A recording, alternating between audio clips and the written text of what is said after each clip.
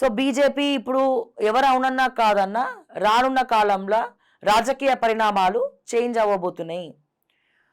So ఎట్లనైతే ఆంధ్రప్రదేశ్లో నారా చంద్రబాబు నాయుడు ఒక పక్క, జనసేన ఒక పక్క, బీజేపీ ఒక పక్క కలిసి పోటీ చేసిందో అదే రకంగా తెలంగాణలో జరగబోయే సార్వత్రిక ఎన్నికల్లో 2026 or 27 one nation one India, ఒకే ఎన్నిక ఒక దేశం ఈ కాన్సెప్ట్ తోటి ఒకవేళ జమిలీ ఎన్నికలు కనుక వచ్చినా, జమిలీ ఎన్నికలు రాకపోయినా ఎలక్షన్లు అయితే జరుగుతాయి కదా. సో ఇక్కడ తెలంగాణలో కూడా ఇదే పరిస్థితి, పొత్తు పెట్టుకోవడం ఖాయమని చాలామంది రాజకీయ విశ్లేషకులు చెప్తా ఉన్నారు. అండ్ అలాగే తెలంగాణ ప్రజలు కూడా ప్రాంతీయ పార్టీలకు, ప్రాంతీయవాదానికే తెలంగాణలో మరి వాళ్ళు ప్రాంతీయవాదానికే చేస్తున్నట్టున్నది, అంటే ప్రాంతీయవాదానికే ముందరికెళ్తున్నట్టున్నది. అయితే దీనికి తోడు ఓకే టీవీ సర్వే స్టార్ట్ చేసినాం నిన్ననే. అంటే జనాల్లోకి వెళ్ళిపోయి వారంకి 2 రోజులు సో ప్రజా సమస్యలు ఎట్లా ఉన్నాయి, సో ప్రజలు ఏ పార్టీ వైపు మొగ్గు చూపుతా ఉన్నారు, ఏ పార్టీ ఇది బాగుంది అనేది సో నిన్నటి నుంచి మేము స్టార్ట్ చేయడం జరిగింది. సో రేపటి నుంచి ఆ వీడియోస్ కూడా వస్తాయి అన్నమాట. అంటే ఎట్లా వెళ్తుంది జనాల్లో, ఏముంది అనేది ఒక సర్వే మనం చేపట్టడం జరిగింది.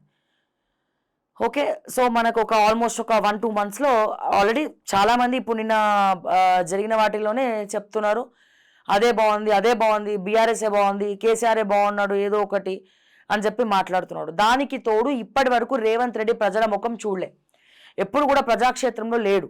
అప్పుడు కేసీఆర్ ఎట్లనైతే ప్రజాక్షేత్రంలో లేడో, ఇప్పుడు 2018 వరకు కేసీఆర్ గారు ప్రజాక్షేత్రంలో ఉన్నారు. కానీ 2018 తర్వాత కేసీఆర్ బయటికి రాలేదు, ప్రజాక్షేత్రంలోకి రాలేదు, బయట ఏం జరుగుతుందో కూడా లోపల చెప్పలేదు. అంటే ఎట్లా అయిపోయిందంటే కౌరవులు ఎలా అయితే మహాభారతంలో జరిగిందో సో ఆ రకమైనటువంటి రాజకీయాలు బీఆర్ఎస్లో జరగడము, ప్రజల్లో ఉన్నటువంటి సమస్యలు ఇక్కడ ఒకటి జరిగితే కేసీఆర్కి చెప్పినరో తెలియదు, చెప్పలేదో తెలియదు. సో శకుని టైప్లో, ఆ శకుని ఎవరో అర్థం కాదు.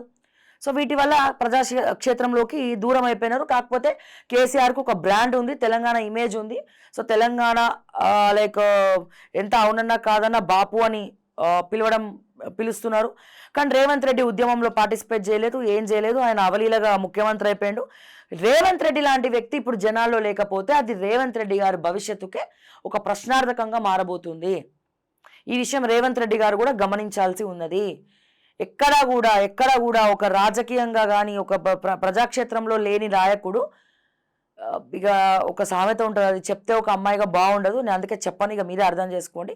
ప్రజాక్షేత్రంలో లేకపోతే ఒక నాయకుడు ఇక అంతే సంగతులు. ఆల్రెడీ ఒకటి ఎగ్జాంపుల్గా బీఆర్ఎస్ పార్టీనే మనం చూడొచ్చు. సో ఇప్పుడు రేవంత్ రెడ్డి అన్నీ ఉన్నాయి, రేవంత్ రెడ్డికి పైసలు ఉన్నాయి, రేవంత్ రెడ్డికి ఓపిక ఉన్నది, ఆయనకి ఏమి ఇబ్బంది లేదు. నాకు తెలిసి వయసు కూడా ఒక 50-55 సంవత్సరాలు ఉంటాయి, 55 సంవత్సరాలు ఉంటాయి. 70 సంవత్సరాల చంద్రబాబు నాయుడు తిరుగుతున్నప్పుడు 55 సంవత్సరాల రేవంత్ రెడ్డి ప్రజాక్షేత్రంలోకి పోవడంలో తప్పేముంది? ప్రజలకు విజిటింగ్ అవర్స్ పెట్టి కలవడం తప్పేముంది? ప్రజా దర్బార్ అన్నారు, ప్రజా దర్బార్ అట్టర్ ఫ్లాప్ అయింది, ఫెయిల్ అయింది. సో ఇట్లా ప్రజాక్షేత్రంలో వీళ్ళు లేరు, అందుకే ఒక ప్రశ్నార్థకంగా మారబోతుంది రేవంత్ రెడ్డికి ఒక పెద్ద సమస్య. రేపటి రోజున కాంగ్రెస్ పార్టీ ముఖ్యమంత్రి పదవి అవలీలగా రేవంత్ రెడ్డి తీసేసి ఏ పొంగులేటికో ఇంకోటికో, ఎందుకంటే ఇప్పుడు ఏకే కూర్చున్నట్టు పొంగులేటి, ఇప్పుడు రేవంత్కి పొంగులేటికి పైకి బాగానే ఉంటారు, పైన పటారం లోన లోటారం. కాంపిటీటర్ ఎవరు? ఇమీడియట్ కాంపిటీటర్ ఎవరు ఇప్పుడు సీఎం పదవికి? నెక్స్ట్ పొంగులేటి శ్రీనివాస్ రెడ్డి. ఆల్రెడీ అక్కడ లాబింగ్ చేస్తున్నాడు, ఆయన లాబింగ్ చేసుకుంటున్నాడు. కానీ రేవంత్ రెడ్డిని తీసేస్తే కార్యకర్తలు కానీ తెలంగాణ ప్రజలు కానీ రేవంత్ రెడ్డి తోపు, రేవంత్ రెడ్డి మాకు కావాలి అని చెప్పి ఒక్కడన్నా అడుగుతాడా? ఇన్ఫ్యాక్ట్ రేవంత్ రెడ్డి బ్రదర్సు రోహిన్ రెడ్డి, ఫహీం ఖురేషితో ఉన్న గ్యాంగ్ కాకుండా సామాన్య ప్రజలు రేవంత్ రెడ్డి లేకపోతే మేము ఉండలేము, రేవంత్ రెడ్డి ముఖ్యమంత్రి చైర్లో లేకపోతే మేము ఉండలేము, రేవంత్ రెడ్డే మా ముఖ్యమంత్రి, రేవంత్ రెడ్డే ముఖ్యమంత్రిగా ఉండాలని చెప్పి కామన్ పబ్లిక్ కానీ లేకపోతే కాంగ్రెస్ పార్టీ కార్యకర్తలు కానీ మాట్లాడతారా? అట్లీస్ట్ బాధపడతారా? కాంగ్రెస్ అధిష్టానానికి లెటర్లు రాస్తారా? రాయరు. ఎందుకంటే ఏ ప్రజాబలం ఉందనుకోని రేవంత్ రెడ్డి ముఖ్యమంత్రి అయిండో ఇప్పుడు ఆ ప్రజాబలానికి రేవంత్ రెడ్డి గారు దూరమైనరు. పార్టీ కార్యకర్తలు కూడా ఏదో రేవంత్ అని మీద పడుతున్నారు తప్పితే రేవంత్ రెడ్డి కార్యకర్తలకు కూడా సమయం ఇవ్వట్లే. అల్లం బెల్లం కథ అయిపోయింది ఇది. అది పవర్ మత్తు అనుకుంటా. ఆ కుర్చీలో కూర్చున్న వాడికి మైకం గమ్ముతుంది, అహంకారం పెరిగిపోతుంది అనడానికి మరొక్కసారి ఇది నిరూపితమైంది, బెస్ట్ ఎగ్జాంపుల్ అయింది. బట్ ఇదే కాన్సెప్ట్ పార్టీ కార్యకర్తలు కూడా బాధపడరు. రేవంత్ రెడ్డిని రేపటి రోజున అధిష్టానంలో వేరే వాళ్ళకి గనక సీఎం పదవి ఇస్తే రేవంత్ అన్న ఏచేటోళ్ళు ఎవరు ఉండరు. అరే పోయింద్రా నాయన, అబ్బా ప్రశాంతంగా ఉండొచ్చు ఇప్పుడు, తెలియని తనంతో ఇక ముందరికి వెళ్ళిపోయిండు అని చెప్పి అంటారు తప్ప ఇక అంతకు మించి ఒక మాట అంటారా రేవంత్ అన్న అని మీరు అర్థం చేసుకోండి. ఎందుకు ఈ పరిస్థితి వచ్చింది?